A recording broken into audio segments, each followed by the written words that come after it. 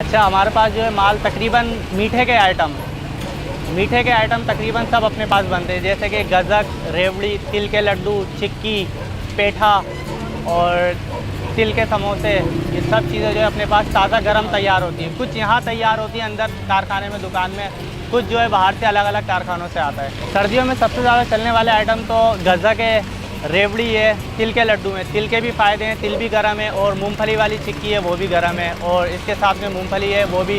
इन सब चीज़ों की तासीर गर्म है तो इस पे ज़्यादा फोकस होता है। और उसके अलावा जो है फिर ड्राई फ्रूट्स की भी ज़्यादा मांग होती है सर्दियों में। अच्छा, हमारे पास गज़क है, गज़क में भी 4-5 क्वालिटियाँ हैं।